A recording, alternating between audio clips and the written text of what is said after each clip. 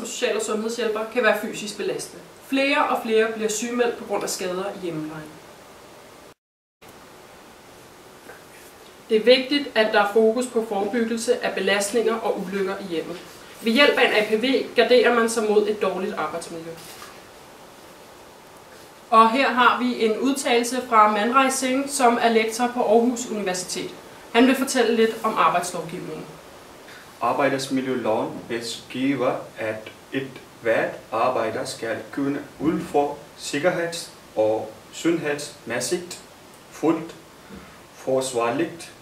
Det handler om, at man har pligt til at fylde den teknisk udvikling, så personalet har de bedste arbejderredskaber. Det omfatter både hjælpemidler og velfærdsteknologi. Arbejdsplads skal være opmærksom på de sociale forandringer i samfundet. Det kan for eksempel være, at borgerne skal have mere indflydelse og bestemmelse på eget liv. Det er også arbejdsplads ansvar at løse de fysiske og psykiske problemer, som kan opstå.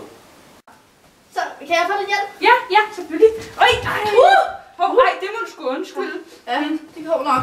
Øj, så. Her så man en APV, der ikke har været tilstrækkelig i forhold til indretningen i hjemmet. Nå, Marie, her. Du kommer lige herover og sidder. Øj, for helvede. Ej. Ej, for helvede. Nå, ja, Marie, den er lidt svær, den her. Jeg tror, jeg bliver lige nødt til at ringe til en, okay? Eller, nej. Ej, de er sgu også alle sammen syge. Ej, Marie, den kan vi godt lige klare selv, ikke? Ja, hvis du nu, så hjælper jeg dig op her.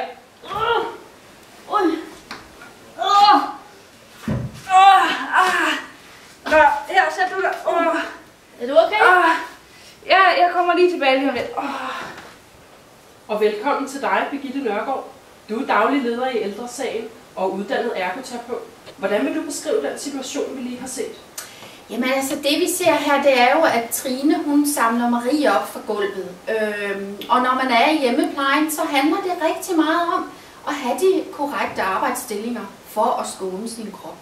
Og det gælder om at undgå vrid og hold i ryggen som et S.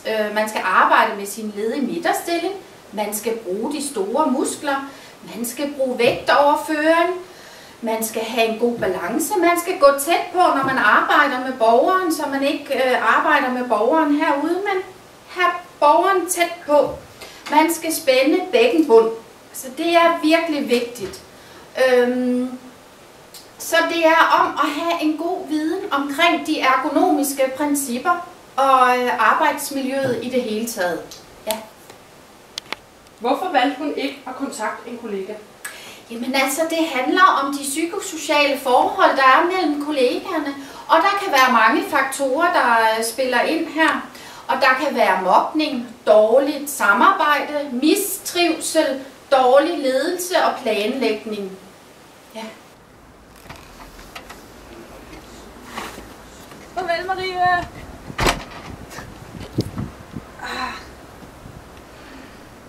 Ej, jeg har sgu godt nok lidt ondt, men det var godt, det gik godt. Ja. Ej, jeg ved, om jeg skulle ringe til en eller anden en. Ja. Eller bare skrive det et sted. Ja. Ej, det går sgu nok. Ellers så må jeg sgu melde mig syg i morgen. Ja, ja, det må jeg gøre. Ja.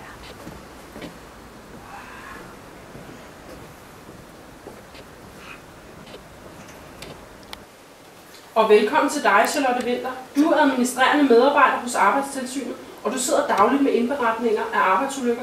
Hvorfor er det så vigtigt, at Trine skulle have dokumenteret i den her situation? Jamen, det er jo fordi, at arbejdspladsen har pligt til at anmelde en arbejdsulykke og sikre sig, at arbejdsmiljøet er fysisk og psykisk sundt. Og arbejdspladsen de kan få vurdering eller vejledning fra Arbejdstilsynet, som også kommer anmeldt og uanmeldt på besøg på kontrol. en arbejdsskadestyrelsen vurderer, hvilken form for erstatning. Det kommer helt an på, om det er en arbejdsulykke, eller en erhvervssygdom, eller om det er medarbejderen, der selv er skyld i ulykken. Ja. Hvad indebærer den erstatning? Jamen, altså erstatningen den indebærer udgifter til behandling, genoptræning, som for eksempel fysioterapeut, medicin, tandlæge, behandling eller hjælpemidler. Ja, og det er jo også derfor, at det er så vigtigt, at selv den mindste fejl bliver dokumenteret. Arbejdsskadestyrelsen bliver underrettet, og så vi undgår, at der ikke går fagpersoner rundt derude med skader, som aldrig bliver meldt. Ja. Dokumentation er et bevis for noget og en betegnelse for en proces, hvor man indsamler viden om en borger, skriver den ned i et bestemt system. Den skriftlige dokumentation sikrer, at borgerne får den nødvendige hjælp, og som kan læses af det tværfaglige samarbejde, som jo også er rigtig, rigtig vigtigt. Det er bestemt ved lov, at den offentlige forvaltning om sundhedsloven, og at alle ansatte i den offentlige sektor skal dokumentere handlinger og observationer. Ja, det er sørme vigtigt at passe på sig selv. Ja, for så. Og lad det være de sidste ord herfra. Tak til Birgitte Nørgaard og Charlotte Winther.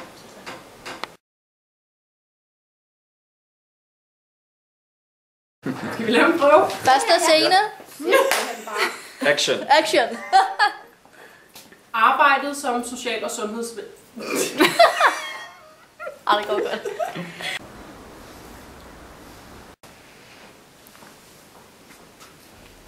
Er det okay, det her Ja. pandebånd her? Ja. I forhold til... Og det er ikke for voldsomt, så? Nej. Jo, det er det. Ja. Okay, det tror jeg er klart. It's good. Nå, okay. Det giver jeg godt gang. Okay. Arbejdet. Arbejdet som social- og sundhedshjælper.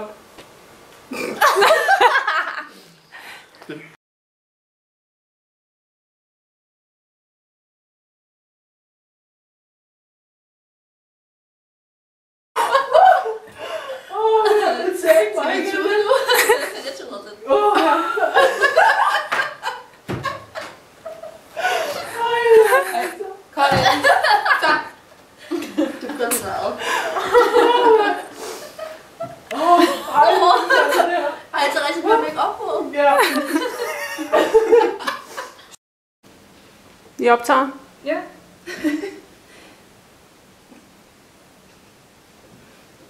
Kan vi starte over?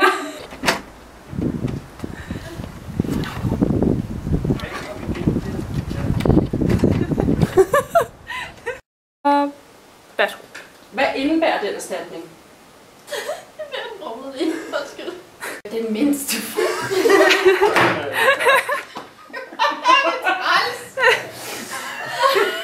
Den skriftlige dokumentation, den sikrer jo simpelthen, at borgerne får den nødvendige Gud, så jeg sidder ude på toilettet og laver toilet. Så skal jeg jo ikke sidde med min morgenkåbe. Skal det? Altså, skal jeg Jo, behold den.